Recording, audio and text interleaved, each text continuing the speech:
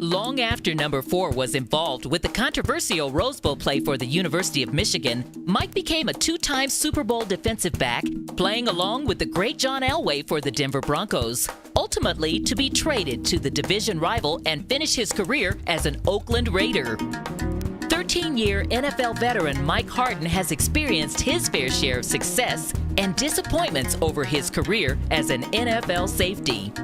Mike Harden, to some, may be remembered for intercepting over 38 passes during his career, or for the hit he made on the Hall of Fame wide receiver Steve Largent. No matter how you view Mike Harden, his competitiveness and endurance to last 13 years in the NFL is a testament to the work ethic and passion he has for the game.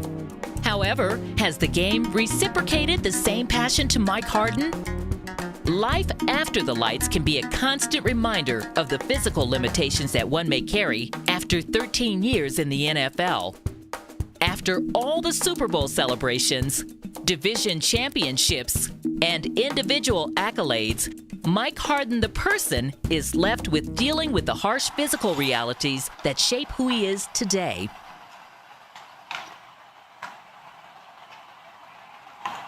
Follow us as we chronicle the life of Mike Harden's journey during his Life After the Lights.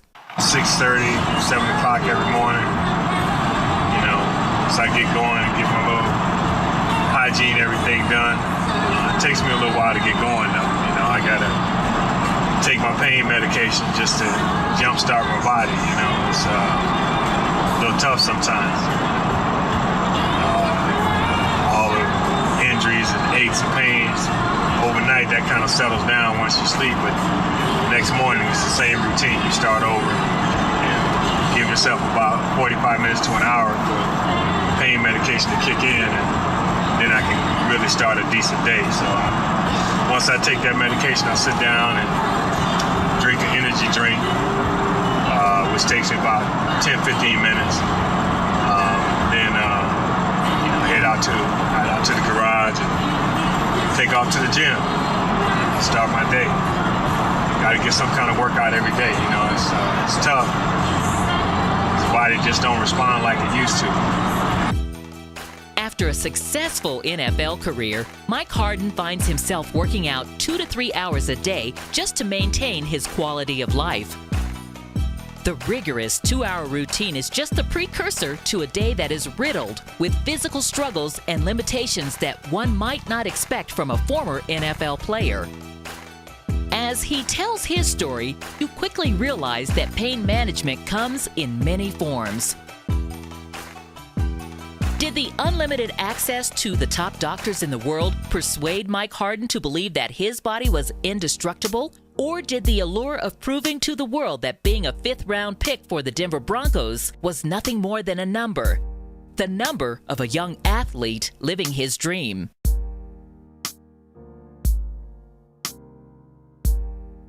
The questions and more are answered when Mike Harden tells his story in his own words. A story of passion for a game that is passionless.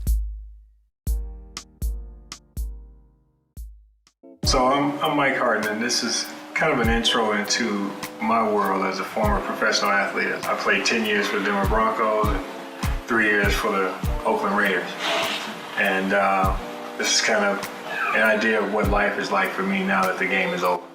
Life is not all rosy and happy as people would think that the life of a former professional football player is. We have pains and struggles that we took with us after we left the game. Long after the crowd stops screaming your name on the football field, there's a silence My morning routine consists of getting up in the morning, probably sitting up on the side of the bed, giving my blood a chance to get flowing in my body.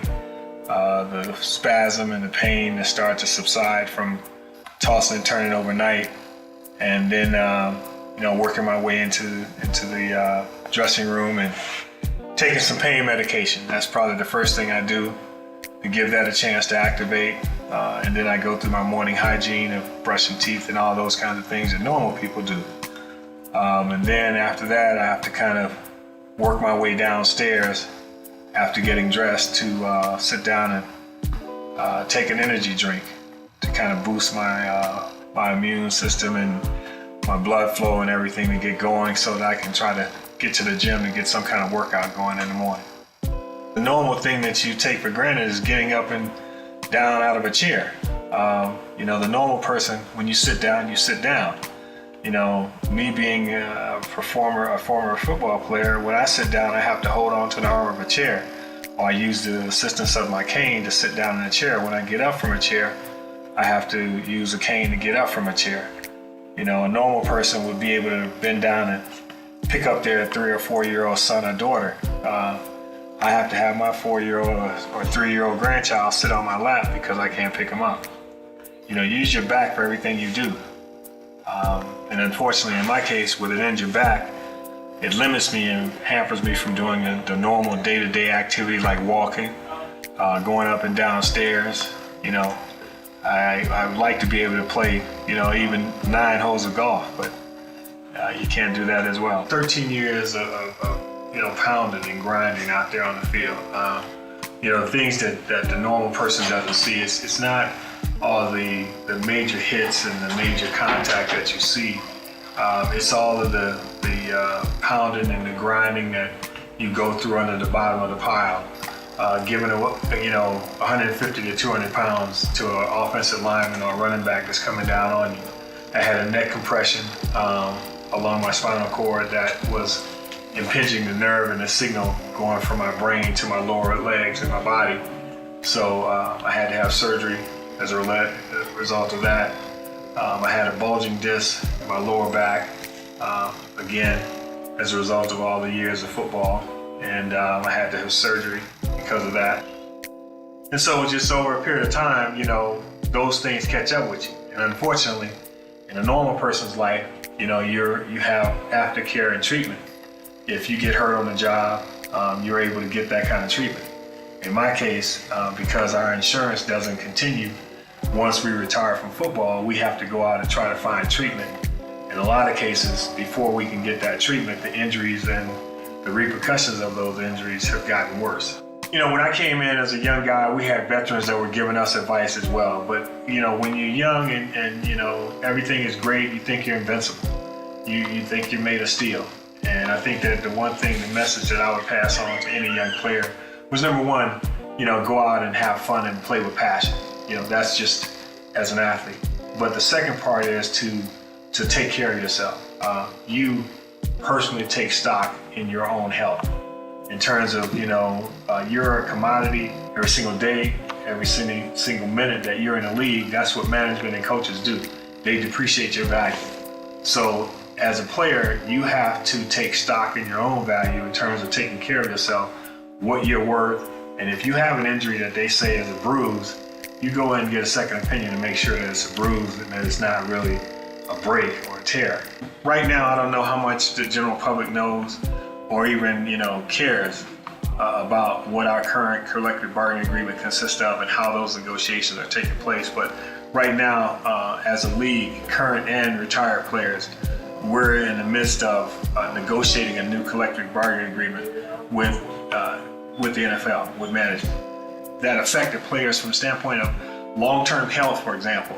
I think the general public just assumes that when you play in the league for a certain period of time, that when you retire, you still have medical coverage. And I'll make that, relate that to common terms. If you go to work for a major corporation and you have benefits, you have the opportunity to continue those benefits and get medical coverage. We, as the pre-1993 players, for example, retired players, we got coverage for 18 months after we retired. Then after that, you are cut off. And if you've got any pre-existing injuries or injuries like mine, for example, that come up later on, years later, that you weren't aware of, like such as a neck compression or lower back injury that you sustained while you were playing, we have no coverage for that. And we have to try to go out and find coverage in the open market. And most major companies, even smaller companies, are not going to give you coverage because you have a pre-existing injury that's going to require major surgery, major repair, major physical therapy afterwards. So you're basically left out in the cold because of all the residual wear and tear that's taking place on your body. Our body is our commodity. It's what we make a living with. Going back to the message to young people, when you're out there throwing your body around, you think you're invincible, you think you're made of steel. And then years later, when no longer do you have the best medical coverage and a slew of doctors that are on staff for those teams, you can't pick up the phone and call at a moment's notice and say, hey, I've got a back injury, I've got a leg injury, I need to see this doctor or that doctor. There's nobody there to answer that phone call. A high number, low number of about 3,000 players every year that are in the league. And of course, every team has a list of players that are former players that are in my situation. Some more severe, some less severe. But I guarantee you that without taking, an out-and-out survey, there are at least, 5 to 6, 7 players on every single team that, take something with them long term when the game is over. We're not asking anybody to feel sorry for us, but what we are saying is, hey, we're real human beings just like you are, and we'd like the same opportunity to live and have a quality of life when the game is over that is supported by the same people that we went out and made very wealthy. Does the NFL care about Mike Harden? Let me just put it in perspective. The NFL has made money off of Mike Harden and Jerry Rice and Roger Craig's and Dennis Smith and all the other guys that have come before me and will long continue to do so long afterwards. Those football cards and the Madden games and all that stuff and all our likenesses, they control that. So yeah, do they care? Of course they care. In terms of do they care about Mike Harden's livelihood, quality of life, and Mike Harden's family? Only to the extent that it brings revenues that support what they do. And that's the unfortunate cold truth about what we're dealing with respect to the collective bargaining agreement. That's the message that we really need to hone in on, is that it's not about the product, it's not about depreciating a commodity, it's about people that bleed and feel real pain and injuries and suffering related to what we did as passionate individuals that went out and played the game. We still have a passion for life when the game is over. But who helps us to support that passion in terms of, having a livelihood and a quality of life that, we can appreciate with our families? Any and everybody who sees this, is that I want them to sit down with this conversation and say, this is a real person, not just an image that you see inside of a uniform with a number on it. Play after play, hit after hit. What we sometimes forget is that there is a person attached to that memory. Once the gladiator in the field has hung his sword from battle, once the cheers and adoring fans have chosen a new warrior to take their place, there is a silence. For Mike Harden, this silence is filled with optimism that through his pain, there can be glory.